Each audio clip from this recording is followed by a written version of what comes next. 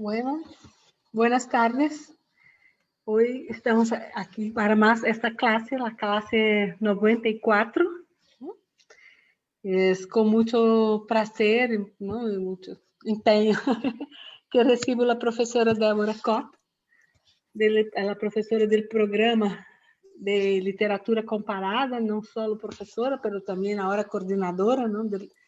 del posgrado en literatura comparada de la Universidad UNILA. Ya les cuento qué es esto. Pero voy a hablar un poquito primero del programa, porque es importante para el tipo de trabajo que hacemos, ¿no? Que es un programa que tiene el objetivo de producir un conocimiento orientado a valorar la poética y la formación latinoamericana en una perspectiva supranacional y eminentemente comparativa. Desse programa participam investigadores, pensadores comprometidos em investigar temas que reflejam as condições de formação e as necessidades históricas das mulheres e das populações latino-americanas, não? A investigação desenvolvida em este programa busca explorar as zonas de contato entre culturas de ao menos 2 países ou etnias latino-americanas não distintas, com respeito aos diálogos entre autores, artistas, críticos, tradutores, mediadores culturais entre diferentes pueblos e etnias, pero também na construção de representações mútuas através de narrativas verbais, visuais, textuais e multimodais. Este é um programa da Universidade de Integração Latino-Americana, cuja missão institucional é formar recursos humanos capazes de contribuir à reunião latino-americana e ao desenvolvimento regional e do intercâmbio cultural, científico e educativo em América Latina. Então, a vocação da UNILA é o intercâmbio acadêmico e a cooperação solidária com os países membros do Mercosul e também dos demais países da América Latina. Os cursos que se oferecem são de áreas de interesse mútuo para os países, especialmente membros do Mercosul, e áreas consideradas estratégias para o desenvolvimento integral da região. A participação da professora Débora com nós outros é uma professora que vai ser recorrido por as atividades literárias em Brasil ou que hicieron notar em Brasil desde o início do confinamento. El recorrido proporciona un balance de las principales reacciones del campo literario y al mismo tiempo propone discusiones sobre la función de la literatura y de sus configuraciones frente al contexto de la pandemia y del confinamiento. Muchas gracias, Débora, por aceptar el convite. Mucho gusto tenerla en nuestra casa, en la Universidad de los Andes. Espero que sea el segundo, ya es la segunda vez que nos encontramos para hablar de literatura, confinamiento, arte, ¿no? Y que sea el primero de muchos encuentros, de mucho trabajo conjunto que podemos hacer. Bienvenida. Tiene la palabra. Gracias, Cândida. Muchas gracias, ¿no? Quería decir buenas tardes a todos y todas que nos escuchan y que nos ven. Me gustaría agradecer muchísimo la invitación por estar ahí participando de las clases abiertas de la universidad y decir que es una idea muy interesante, ¿no? De poner la universidad en contacto con la comunidad. Entonces quería felicitar a los organizadores de estas clases abiertas. El tema, entonces, que voy a hablar es la literatura en confinamiento, acciones y creaciones. Lo que voy a presentar hoy, yo ya he presentado, como ha dicho Cândida, ¿no? En otro evento en la universidad donde trabajo, en UNILA, que está en Foz de Iguazú y que tiene muchos estudiantes colombianos, ¿no? Tenemos, además de estudiantes, profesores colombianos también, ¿no? Trabajando ahí en UNILA. Entonces, yo hice algunas complementaciones para este evento, pero esencialmente es el mismo trabajo que presenté en el evento de UNILA. Claro que hablando en portugués, y hoy estoy hablando en español, ¿no? Lo que me propuse hacer aquí es traer algunas informaciones que fui recogiendo sobre actividades literárias em Brasil durante esse período de aislamiento social para entonces poder hacer un balance de cómo la literatura, y la entiendo también como políticas literarias en Brasil, se manifestaron y o se adaptaron en estos últimos meses, ¿no? Con la pandemia y con todo este tema del aislamiento. También cito algunos ejemplos de actividades que no son brasileras, pero se hicieron notar en Brasil. Las artes y la literatura son lenguajes que no poseen un carácter utilitario, evidente, pero nos ayudan en la comprensión del mundo y en el encuentro y convivio con el otro. Porque hay muchas personas se preguntando, ¿no?, sobre este carácter utilitario o cuál sería la utilidad de la literatura en estos tiempos, ¿no? Entonces, la idea también era un poco tratar de ese tema. Entonces, podemos pensar en estos lenguajes como lugares acogedores y este, desde mi punto de vista, es el principal papel de las artes en ese periodo, a juzgar por la cantidad de actividades online que fueron disponibilizadas y los formatos colectivos de estas actividades. Son lugares de suspiro y de encuentro y de solidaridad, ¿no? Yo veo así, por lo menos después de hacer todo el trabajo que hice, llegué a esa primera conclusión. Yo organicé el texto en unas 4 reacciones que la literatura tuvo durante este periodo, por lo menos hasta ahora, ¿no? De una manera didáctica, pero podría haber organizado de otra manera. A mí me pareció más claro hacer de esta forma. Una primera, entonces, reacción notada con relación a las políticas y actividades literarias fue, como no podríamos dejar de esperar, una reacción muy bonita de solidaridad de muchas instituciones que pasaron a compartir colecciones o recordar que había muchas colecciones disponibles o que estaban online, ¿no?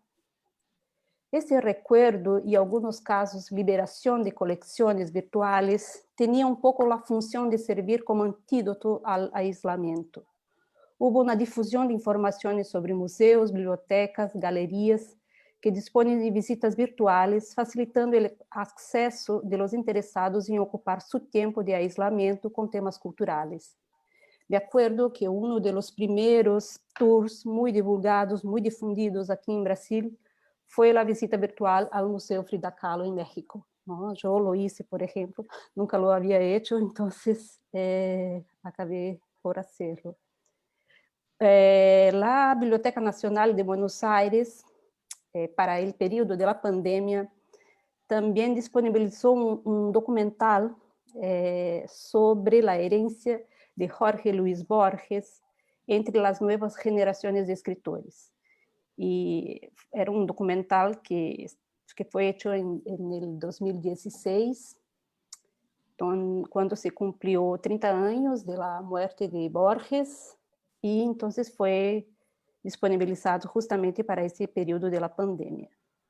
En verdad, una serie de bibliotecas recordaron que poseen colecciones accesibles por Internet. Empezaron también a ser difundidos guías de lecturas para tiempos de coronavirus, que direccionam para obras cujos temas se relacionam ou não com a pandemia, ou a contaminação e todos esses temas relacionados. Então, junto com esta reação bonita de compartilhar coleções, se nota que temos um momento propício de difusão de coisas que já existiam, as pessoas não sabiam ou não apreciavam muito, como as visitas virtuais a los museus. En el área de la literatura, lo que se destacó fue la retomada de muchos libros clásicos. Fueron retiradas de las estantes, por lo tanto, una serie de obras exclusivamente porque poseen esta temática de la pandemia. Entre estas obras se encuentran, por ejemplo, el ensayo sobre la ceguera, de José Saramago, el escritor portugués, El amor en el tiempo del cólera, de Gabriel García Márquez, y La peste de Camus. Por cierto, este último se convirtió en un nuevo bestseller porque tuvo una explosión de ventas, ¿no? En Brasil lo que pasó con La peste fue que ganó muchísimos más lectores, ¿no? pero la venta no ha aumentado. Por lo menos los datos dicen que las ventas de libros durante el periodo de la pandemia no han aumentado en Brasil. Creo que las personas pasaron a leer más, pero bajaban libros de la internet, no llegaban a comprar. Pero quería destacar dos referencias menos comentadas, pues son menos conocidas, que son las obras Salón de Belleza, del escritor mexicano Mario Bellatín, y Rosa Barroca, que es una obra de una escritora brasileira, que hace una traducción de algunos mitos guaraní, y en este libro una parte de él está dedicada al mito guaraní de la tierra sin mal. Entonces, yo voy a empezar por Rosa Barroca, ¿no? Porque a mí me parece que es un libro muy importante para pensar el tema de la pandemia hoy. Entonces, además de hacer una transposición de algunos mitos guaraníes recogidos en esta región, en la región de la Triple Frontera, ¿no? Entre Paraguay, Brasil y Argentina, ella va entonces a hablar del mito de la tierra sin mal y de la relación de los guaraníes con la naturaleza. Entonces, esa tierra sin mal para los guaraníes es siempre una tierra utópica, pero, y claro, y como utópica es una tierra muy, como voy a decir, buena, sin enfermedades, sin guerras, ¿no? Por ejemplo. Entonces, al citar el antropólogo Bartomeu Meliá, la autora recuerda, y para los guaraníes nosotros estamos dejando la tierra enferma a través de su destrucción. Sabemos que una de las líneas de discusión sobre el origen del coronavirus es justamente esta, ¿no? La de destrucción de la naturaleza. Entonces, para quienes desean saber más sobre el mito de la tierra sin mal, pero también sobre el modo como la autora trata de manera poética la relación entre la cosmología guaraní y la naturaleza, sugiero que lean la obra que también se encuentra disponible en internet y fue traducida al español. Entonces, es una obra que fue publicada en el 2011, pero ya, no sé, hay ahí en ella una proyección, ¿no? O un alerta de lo que estamos pasando hoy, en verdad. O sea, esta comunidad indígena, que son los guaraní, los mibiá guaraní, ¿no? Ya están, por el hecho de estar tan conectados a la naturaleza, ya detectaban ahí el hecho de que los humanos están dejando la tierra enferma. Y el otro libro que me gustaría comentar es un libro que creo que ustedes conocen más, que se llama Salón de Belleza, ¿no? Que es un libro del 94, que cuenta la historia de un peluquero homosexual y travesti que transforma su salón en un lugar para enfermos terminales de una enfermedad que se ha vuelto una epidemia. No está dicho explícitamente, pero la enfermedad que se refiere el libro es el SIDA. O sea, el libro habla sobre qué se puede hacer durante una epidemia y del acogimiento a una clase de personas en situación de riesgo, desasistidas. Por otro lado, el libro recuerda mucho las similitudes con relación al desconocimiento del SIDA y el desconocimiento del coronavirus, tipos de contagios, hipótesis alrededor del origen y así por delante. Entonces son dos obras que yo pienso que están menos comentadas y tienen una importancia para pensar la relación literatura y pandemia.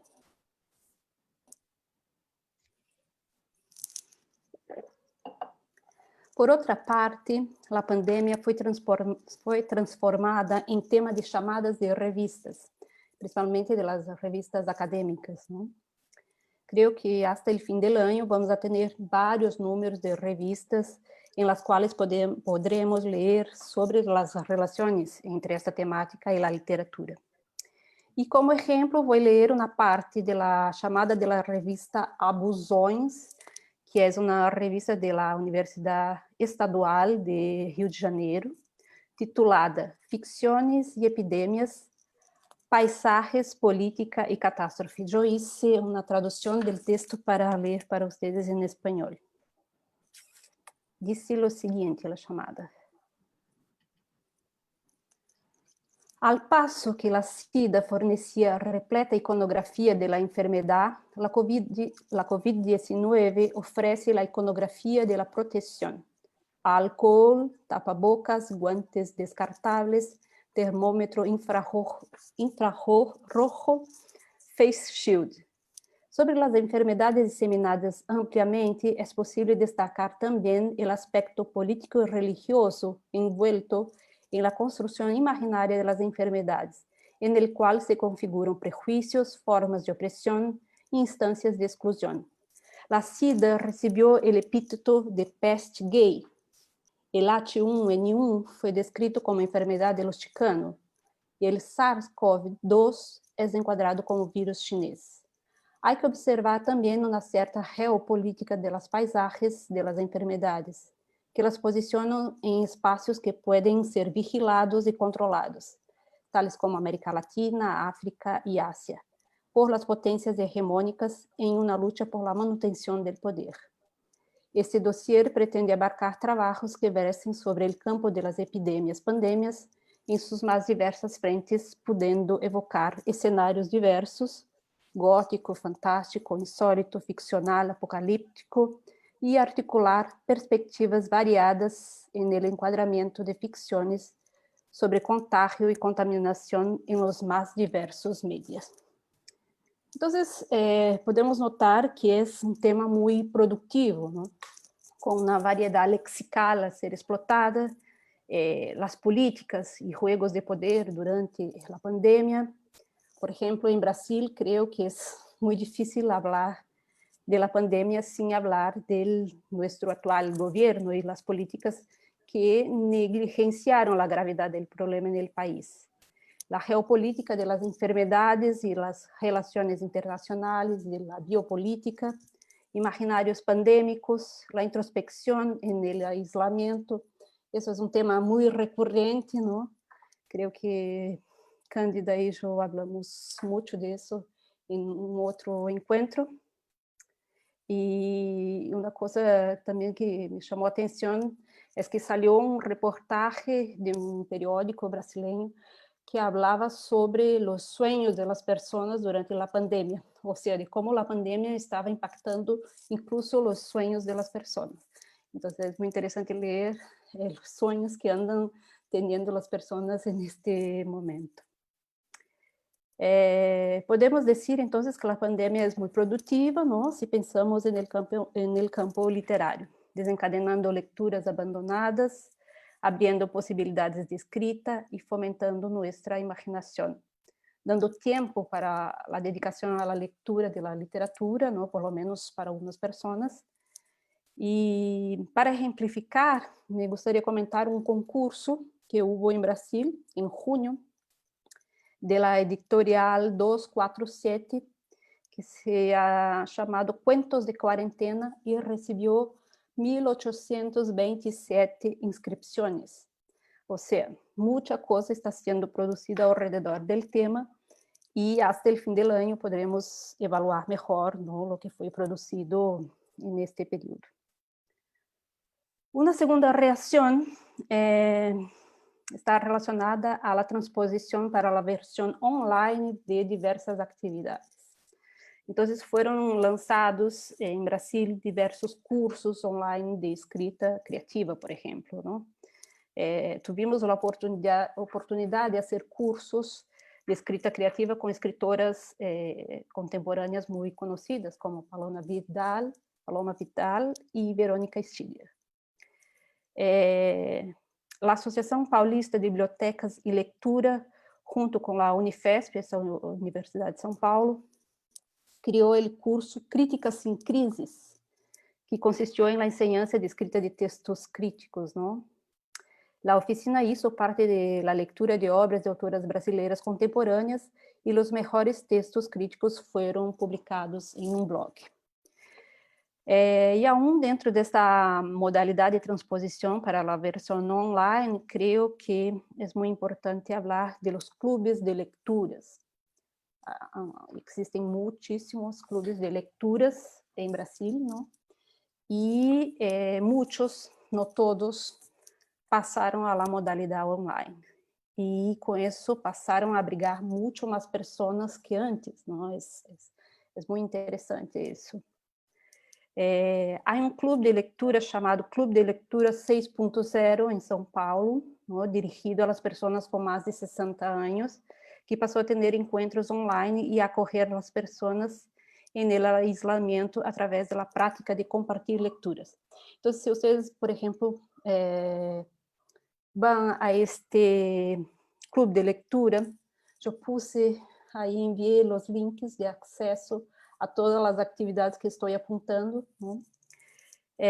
Vocês podem mirar nos comentários quanto que o clube serve de acolhimento às pessoas, de acolhida, não? Às pessoas que estão aí aisladas neste período. Então, tuvo uma função muito importante esse tipo de clube nesse período. Há incluso um site que explica como criar um clube de leitura na quarentena para quienes estão interessados em praticar essa atividade de maneira coletiva. E, bueno, todos sabem que as conferências e os eventos, não, se transformaram em las famosas lives, não? Por lo menos em Brasil estamos assim com um montão de lives para assistir. Creio que todo o ano que vem não vai ser suficiente para ver todas as lives interessantes que temos aí à disposição. Está impossível acompanhar todas. E o Instituto de Cultura, eu vou destacar uma que me gostou muito, o Instituto de Cultura de la PUC de Rio Grande do Sul, que é uma outra universidade, lançou as lives de cabeceira, que foram uma série de 8 entrevistas com 8 escritores contemporâneos de língua portuguesa, que incluíam um escritor de Portugal e outro de Angola. Então, foi muito interessante, mas foi uma live que já ocorreu, creio que foi em abril, maio, mais ou menos. Pero nós também tivemos lives aí com importantes escritores, no? O escritor Inácio de Loyola Brandão e também a escritora Conceição Evaristo tuvimos, não? De verdade, a oportunidade de escuchá-los e mirá-los falando através de programas online. Por fim, quem não estava acostumado a se equipar de informações culturais por internet, creio que acabou se rendendo, não? A série de possibilidades de acesso a variados temas e autores é uma grande invitação disponível todo o tempo a quienes se interessam por el tema. Creio que um grande tema de investigação futura poderia ser como a literatura, que tem sua base em la oralidade, ganhou novamente uma dimensão oral nestes tempos através de debates, de leituras virtuais e de podcasts. E queria recordar um podcast que se ha vuelto muito famoso em Brasil, que é o podcast chamado Literatura Viral, um podcast para enfermos por livros, que é também um espaço de acolhimento através da escuta de comentários de livros e debate. Pero sempre há que recordar também que a leitura está concorrendo nesse momento com as séries de Netflix, não? E com outros programas de televisão e também com jogos, não? Então, esse é um tema que há que tomar em conta. Uma terceira reação está relacionada agora à criação, práticas específicas que se criaram em meio à pandemia. Um projeto que se hizo muito conhecido em Brasil foi um projeto português, feito em Portugal, chamado Bode Inspiratório. 46 escritores, 46 artistas visuais e 46 tradutores e editores trabalharam no projeto, que consistiu em la entrega de um capítulo de livro por dia entre os meses de março e de maio de 2020. O projeto partiu da seguinte pergunta: se os médicos fazem sua parte e muita gente pode fazer qualquer coisa por el outro, que nós, escritores, podemos fazer coletivamente, estando cerrados em nossas casas? Esta pergunta foi feita por Ana Margarida de Carvalho, que é uma das escritoras que organizou o livro, não? E ao fim de 2 meses e 10 dias, obtiveram 46 capítulos em 6 idiomas. Foi lançado via Facebook, não? E o desafio também foi feito. Deste desafio também participaram, então, artistas plásticos que publicavam suas obras em las mesmas páginas que os capítulos do livro, não? Claro que a escrita colaborativa não é uma novidade, já há outros livros anteriores feitos a várias mãos, não? Pero este projeto nasceu essencialmente nesse momento, como modo de manter a coletividade em um período de necessário distanciamento. E o que apresenta de novo é a participação de artistas, tradutores, trabalhando em conjunto. Outro exemplo, agora sim, creio que muito novedoso, é projeto que sigue ocorrendo neste momento em uma página do Facebook e do Instagram, que é a leitura coletiva do livro Grande Sertão Veredas, do Guimarães Rosa. É projeto de Cláudio Oliveira, Caio Meira e Alberto Pucheu. A novela de João Guimarães Rosa, leída de la primeira a la última frase. O projeto consiste na invitação de pessoas de várias áreas, pessoas não necessariamente de las letras, não? Para a leitura. Elas recebem 2 páginas do livro, gravam a leitura e essa leitura é exposta em linha na página do Facebook e Instagram do projeto. A participação de pessoas não especializadas e a reunião de pessoas de vários lugares, a oportunidade de escutar a obra de Guimarães Rosa, não? Tudo isso a mim parece muito novedoso. Há também câmbio em relação com a obra que agora passa a ser escutada, não? E, ao mesmo tempo, leva formato de folhetim, capítulo por dia, ou seja, se mantém a expectativa de la espera de la próxima parte. E, por outro lado, necessitamos só de 10 minutos por dia para acompanhar a história, não?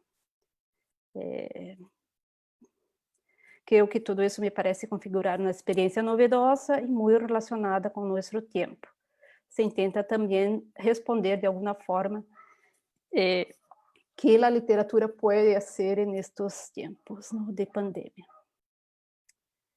E queria comentar com vocês a publicação de livro, creio que é dos primeiros livros de literatura sobre a pandemia e neste período, não? Que se chama Arquivo Pandemia, ou Arquivo Pandemia, em português, não? Arquivo Pandemia, diários íntimos, recortes poéticos, históricos, geográficos, políticos, antropológicos, artísticos, psicossociais do isolamento. Eu vou comentar e vou mostrar 2 capítulos do livro, pero eu puse também o enlace e creio que vocês podem acessar ao livro quando queiram, porque o livro está totalmente disponível gratuitamente. É livro, eu vou ler o resumo, não, que é posto aí. É livro que, para quem deseja arquivo de imagens e textos testimoniais ou ficcionais sobre a experiência de aislamiento durante os meses de março, abril e maio de 2020 março, abril e maio de 2020. Revela parte de lo que nos ocorre durante a pandemia, e os organizadores pediram aos invitados para enviarem páginas sobre dia vivido ou alguma criação realizada durante essa época dramática. Em textos, dibujos, fotografias, fragmentos, poesias. una pequeña colección, un archivo de memorias vividas en la realidad o en la imaginación de artistas, literatos, historiadores, antropólogos, filósofos, sociólogos, psicólogos, geógrafos, comunicólogos. Está organizado por Andrea Casanova Maia e Vera Casanova. Arquivo Pandemia é um projeto difundido por la editorial de la Universidade de Minas Gerais, a UFMG. E reúne no livro digital 74 artículos. Há incluso a participação de pessoas de Hispanoamérica. Eu vou tentar compartilhar minha tela. E aqui, a primeira. Ai, não consigo. Não, ai.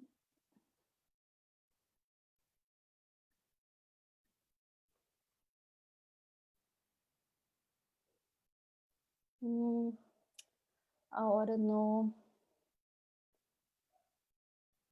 aparece a possibilidade de pôr a pantalla total visualizada. Aí, agora sim.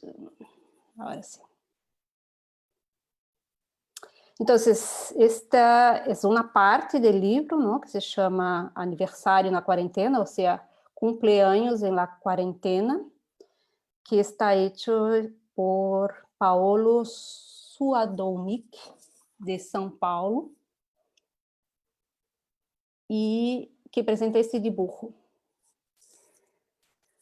Então, é jovem, não, creio que no máximo adolescente, que está em seu cumpleaños, com uma mascarilla, não? Pero uma máscara que usa para tapar a parte de arriba de la cabeça, não a parte de abaixo. E claro que chama muito a atenção os anos que se cumplen, não? Creio que é uma referência a esta confusão neste tempo, de nossa relação com o tempo, não? E ao mesmo tempo, claro, é uma imagem que não revela a alegria que sempre está presente em um cumpleaños normal. Además, temos pastillas aí na mesa, não? Então, algo um pouco mais deprimente. E a segunda, bueno, aqui há mais informações sobre o autor, Paolo Mandati, que é um artista visual, figurinista e cenógrafo, que se recebeu por la Escuela de Bellas Artes de la UFMG, não? E entre seus trabalhos, trabalha com coisas de moda, design, não? E o outro artigo é um que se chama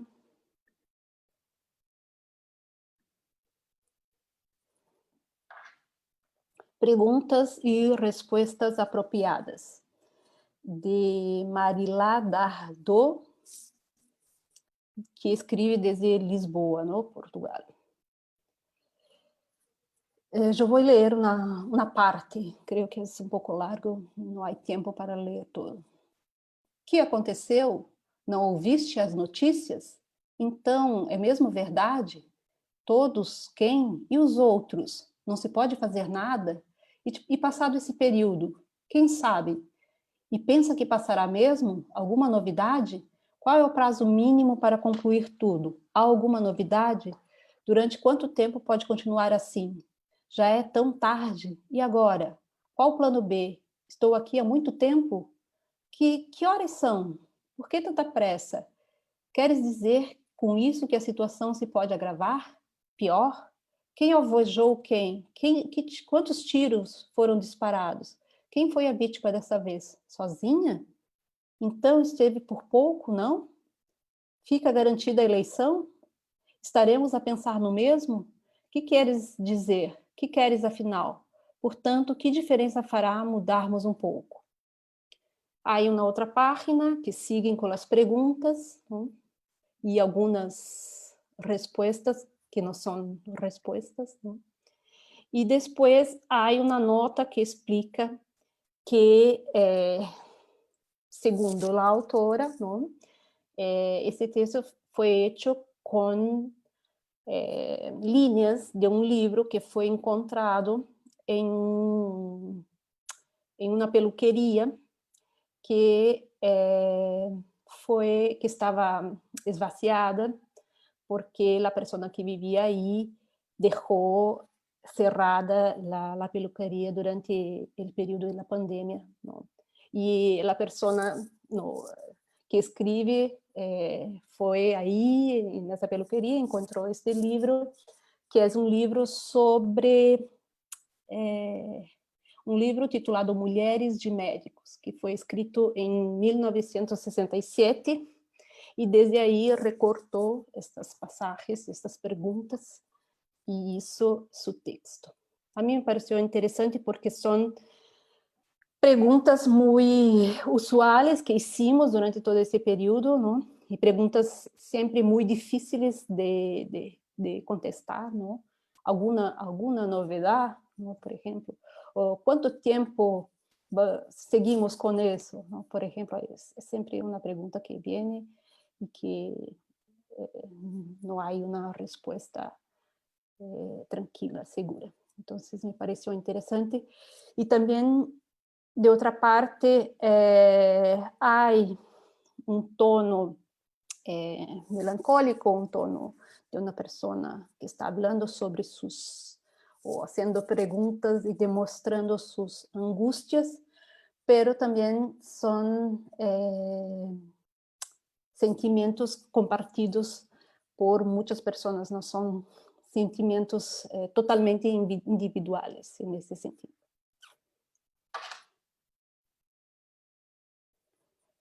Bueno, entonces vuelvo aquí. Es un libro muy interesante, ¿no? Yo pienso que a ustedes les va a gustar muchísimo conocerlo.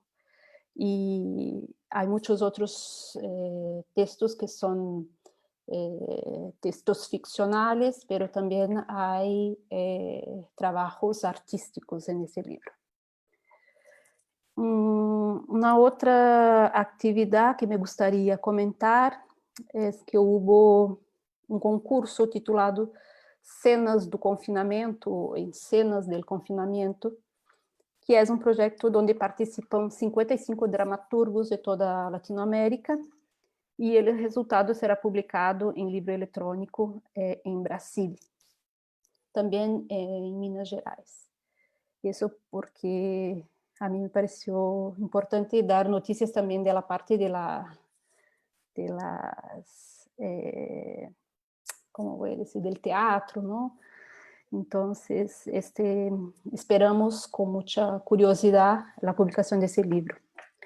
Salió también un reportaje muy interesante, que es la entrevista de 7 poetas nordestinas del noroeste de Brasil, ¿no? Y son poetas contemporáneas. Y también están expuestas ahí visiones sobre el aislamiento y sobre la producción literaria lejos del eje Río-São Paulo. No sé si ustedes saben, pero en Brasil la mayoría de la producción literaria o de la producción cultural o la producción más conocida, ¿no?, que se difunde más, está siempre en este eje Río de Janeiro y São Paulo, ¿no? Entonces, siempre tener noticias de lo que hay, de lo que está siendo producido fuera de este eje, para nosotros es muy, muy importante, ¿no? Entonces, por eso yo destaco estas 7 poetas nordestinas que están hablando sobre el aislamiento. Y para terminar, una cuarta consecuencia de la pandemia para el campo literario y las políticas literarias. A mí me pareció muy importante hablar sobre lo que nosotros perdemos en este periodo, o sea, que la literatura pierde, ¿no?, con una pandemia o con el aislamiento. Há um texto do escritor Julian Fuchs, titulado Inventário de Saudades e Perdas Íntimas, que trata de lo que perdimos com a pandemia e o aislamiento. E nesse texto, o escritor vai falar de saudades imprevistas e perdas insuspeitas, de la falta que sentimos de las voces e decides de outras pessoas, de la presença fantasmática de la pantalla, que para ele nunca cumpre com o que se espera, de la saudade de percorrer a cidade.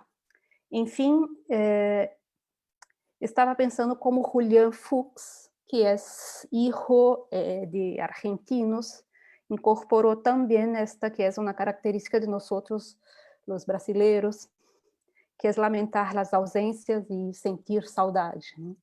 O texto foi escrito justo no período de mais aislamento das pessoas em Brasil, que foi o mês de abril, que tivemos cerca de 70% da população aislada, não? Eu creio que agora, por lo menos em Brasil, no, mesmo com os impedimentos de aglomerações e o risco de contaminação que sigue, as pessoas já não estão mais tão cerradas em suas casas, pero nós seguimos perdendo muita coisa e sentindo muita falta de muita coisa nessa época. E nesse sentido, me gostaria de recordar algumas perdas relacionadas à área literária, que são perdas muito significativas. Temos que recordar que, hasta o momento, falamos de atividades que ocorrem de maneira remota, pero não podemos deixar de nos preocupar aqui com quienes não possuem acesso à internet ou possuem um acesso limitado. São pessoas que não estão entre o público de todas estas atividades que apontamos e que, em muitos casos, tinham acesso à literatura que está impedida de acontecer neste momento, que é uma literatura que ocorre em la calle. A pandemia provoca o desaparecimento de uma série de atividades como os saraus, as batalhas del slam, ou batalha de poesia hablada, os círculos de leitura de las bibliotecas comunitárias e outras, as feiras de livro, por exemplo, não? Alguns tentam se adaptar ao formato online, em verdade, muito poucos, a maioria deixaram de existir, mas se perde muito porque quando se adapta, não? Se perde muito porque são movidas por la energia de la proximidade do público, que agora já não é mais possível ter. São literatura de la calle que necessitam de la reunião de pessoas para ocorrer, porque também são pouco espetáculo. E, em muitos casos, são atividades que estão integradas a outras atividades no interior das comunidades, como os saraus de la Cooperifa. Ou seja, com elas, perde uma população que sempre estuvo ao margem, entre eles os migrantes participantes de projetos de enseñança de língua portuguesa através da literatura, por exemplo, que era um projeto que tínhamos na universidade e que agora está cerrado. E era isso. Muitíssimas graças. E estou à disposição para falarmos sobre o tema. Muchas gracias por este percurso que nos parece lleno de vida, ¿no? Lleno de acciones, de todo, también muy bonito, también muy triste encerrar con las pérdidas, ¿no? Débora. Sí, pero es necesario, ¿no? Porque eu pensei, é uma pergunta que estamos fazendo também com este tempo, não? Que coisas não estão deixando de ocorrer nesse momento, não? Sim. Creio que temos que tomar em conta que há coisas que deixaram de existir em nosso meio, não? Relacionados à literatura. E a literatura não é só papel, não? A literatura também, nem todas as coisas da literatura podem ser levadas a uma pantalla da computadora, não?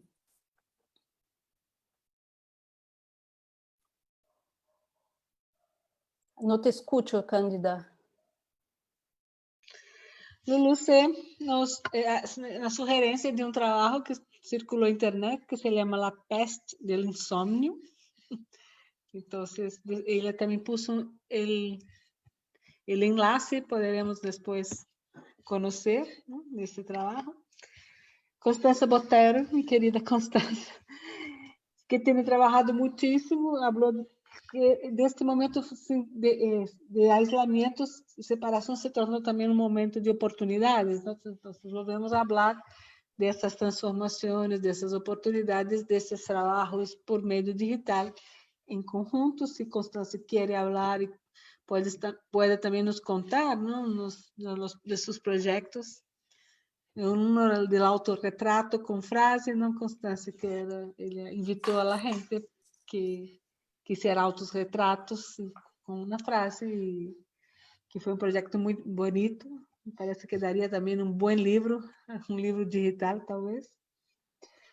E Elsa está nos contando que parece interessante isso que disse Débora com relação a que com a pandemia tem visibilidade proposta de todos os lados, se esfuma de a pouco essa ideia de centros de produção artística, né? Isso que você recalcou de Nordeste, Minas, e não está atrelado tão a esses centros de produção que, em verdade, dominavam o lugar de difusão, não tinham os periódicos mais grandes e todo, não?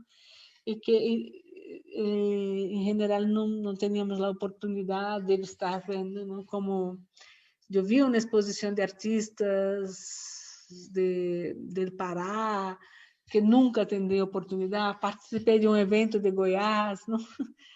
Como oyente, não como falando, mas foi muito bonito poder ver e conhecer isso que está sendo feito. Se o evento fora feito de maneira tradicional, só poderia ver se estivesse allá.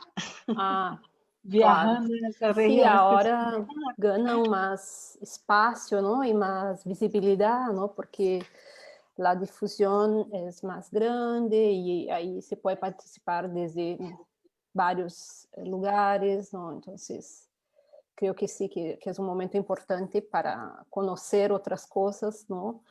Además ahí de lo que siempre está ocurriendo en estos centros, ¿no? Y me gustaría comentar lo que dice Constanza, porque está un poco relacionado con lo que también discutíamos en el otro encuentro, ¿no? Porque una cosa que decíamos era que mucho de lo que se está produciendo de literatura tiene como un tono muy personal, o sea, que se habla mucho de la propia persona, de sí propio, ¿no? Del cotidiano durante la pandemia, por ejemplo, es un tema muy difundido hoy, ¿no? Y que no tenemos, y que por otro lado no tenemos tanta producción que tiene así un tono más colectivo, ¿no? Pero de otra parte tenemos muchas producciones colectivas, ¿no? Eso creo que es una cosa importante de destacar, ¿no? Porque si hay una literatura que está hablando mucho de los yo, ¿no? De sí propio, ¿no? Hay muchos proyectos que son colectivos y que están haciendo entonces la contraparte de esta producción más individualista, o que está pensando mucho en el yo, ¿no? Sí, más También, íntima, ¿no? claro, el íntimo, ¿no? Y también pienso que, por ejemplo, en este libro sobre el archivo de la pandemia, de la UFMG, hay cosas ahí que no tienen este carácter tan intimista y que son cosas más que pueden ser pensadas como alegóricas, ¿no? Incluso el dibujo, por ejemplo, que presenté, aunque esté hablando sobre un cumpleaños, algo muy individual, ¿no? Podría ser una alegoría ahí de una relación con el tiempo que está ocurriendo con las personas de una manera general, una otra relación con el tiempo, ¿no? 127. Bueno, Charles le pregunta se podíamos falar do panorama da tradução de textos literários do português ao espanhol e vice-versa em esses tempos, mas também No sé mucho sobre traducción, pero hay una página en Facebook que publica, que está organizada por investigadores de algunas universidades brasileñas que estudian la traducción de poesía en Brasil, ¿no? Y no sé en verdad si ellos están trabajando en la traducción especial ahora de libros o de cosas que están relacionadas a la pandemia. No, no tengo conocimiento para decirte, pero a través de este site ahí del Facebook, de esta página del Facebook, creo que pues poesía traducida en Brasil, se llama Poesia Traduzida em Brasil, no Brasil, se llama a página del Facebook. Creo que ahí puedes encontrar más informaciones.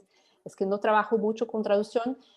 Yo conozco a José Liviana Batista, esta autora que yo mencioné, ¿no? Que es una gran traductora del español al portugués en Brasil, ¿no? Y, por ejemplo, tradució al Paradiso de José Lizama Lima, a Borges, tradució el Popol Vuh, ¿no? Muchos libros importantes. Entonces, ella es una gran referencia de las traducciones de literatura hispanoamericana en Brasil. Ella tiene un trabajo tal vez precursor, ¿no? De traducción de lengua indígena, ¿no? Traducción profesional y no antropológica de la producción indígena, ¿no? Sí, en verdad es una...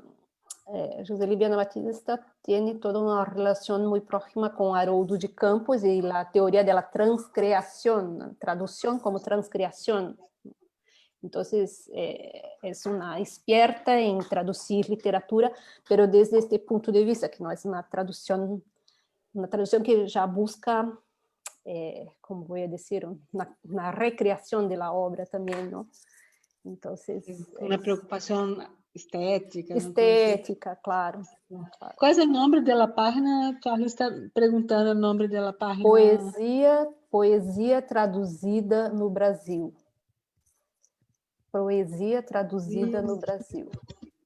Brasil. Eu creio que conheço. Escrevi poesia em espanhol, traduzida em português. Eu creio que conheço. Você encontra a página em Facebook. É uma página de Facebook. De poesia traduzida. Muy bien. Ele perguntava sobre a tradução do português ao espanhol, ¿no? Bueno, eu sei menos coisas. Pero, y al revés también, ¿no? Hay un colega suyo, ¿no? Un colombiano que tiene trabajado mucho con nosotros, con la Universidad de los Andes, que es Mario, ¿no? Mario, ¿no? Sí, él ha hecho como algunas traducciones para libros publicados en una colección que se llama Labirinto, de la universidad, dedicada a autores de lengua portuguesa, de nuestra universidad.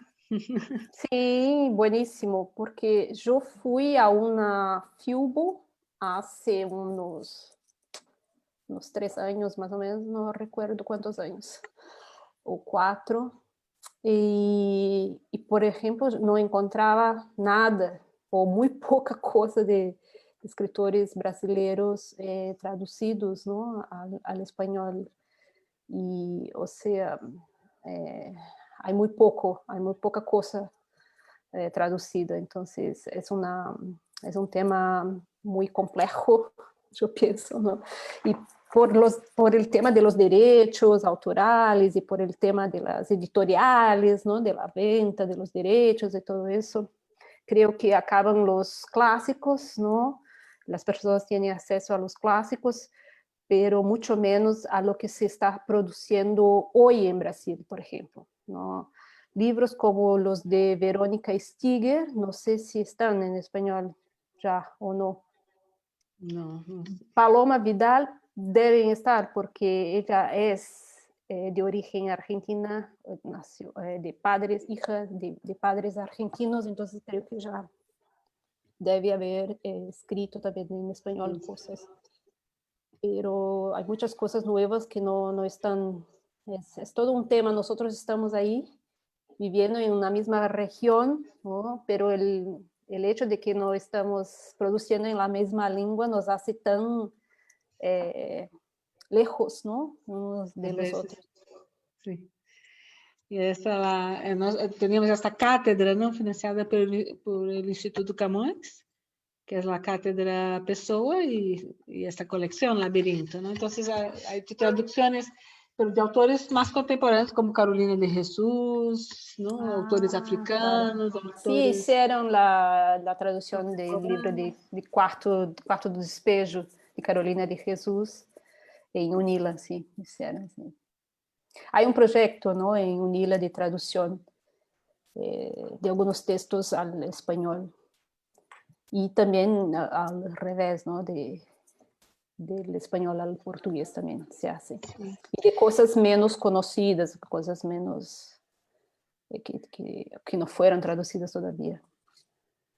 Volviendo a Haroldo de Campos, que él proponía que las traducciones deberían ser hechas por un equipo, y yo creo que la UNILA puede ser ese espacio, ¿no? Debe tener colombianos, argentinos, uruguayos, paraguayos, ahí todos que se podrían conformar Sí, sí, el proyecto en verdad funciona y está dentro se hace mucho más con estudiantes del curso de letras, ¿no?